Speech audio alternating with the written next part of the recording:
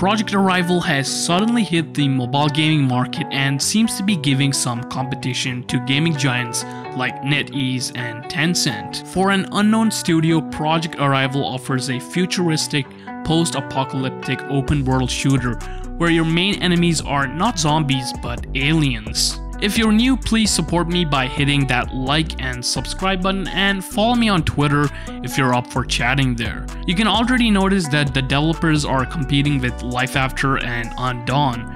From what I've played, the game has a strong introduction to the backstory of what's going on in the world of Project Arrival, and takes a bit of time to reach the open world setting where you have to build your base by gathering materials from the nature. For example, you can get wood from trees, rocks from rocks, and you would basically get the gist if you have played Life After or other survival games. Like Undawn, the game offers a decent amount of customization for your character, but not as expansive as Undawn. You guys might be asking me here, so what's the big difference between Life After and Undawn?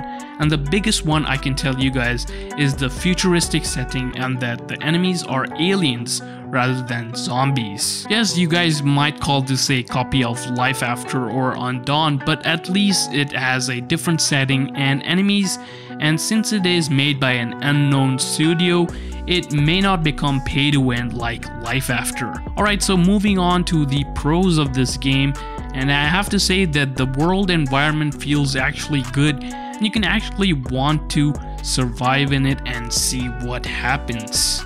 As I mentioned before, this game takes place in the future, so there are many different sci-fi elements like a battle suit you can use in the prologue of the game, and it felt absolutely sick to use it.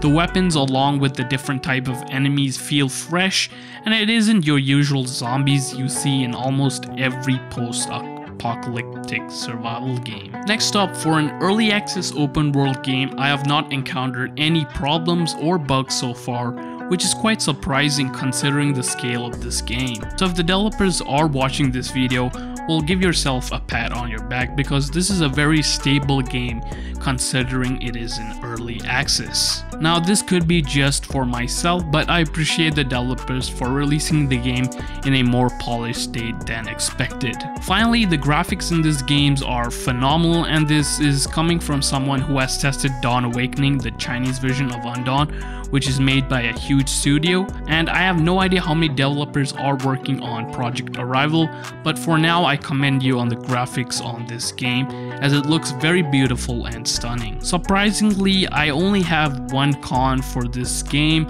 but it might be a big one for some. So I don't really see an innovation or a change when you compare to other survival giants like Life After or Undawn. The gameplay follows the same tradition of being stranded out in the open, building your home base from scratch, and gather your materials from the surroundings. There is nothing new about this apart from having a different setting. Sure, you're in the future, but I'm literally doing the same thing I do in other survival games. I wanted to see something new, but there isn't anything new to be honest. And this might put off long-time veterans of other survival games as you have to start from scratch, but there isn't anything new to do in this game apart from the setting and the main story. With all that done, here's the big question. Is Project Arrival worth playing?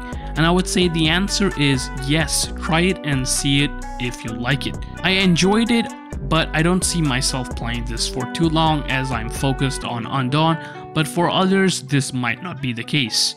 Thanks for watching, take care everyone, and I'll see you guys in the next one.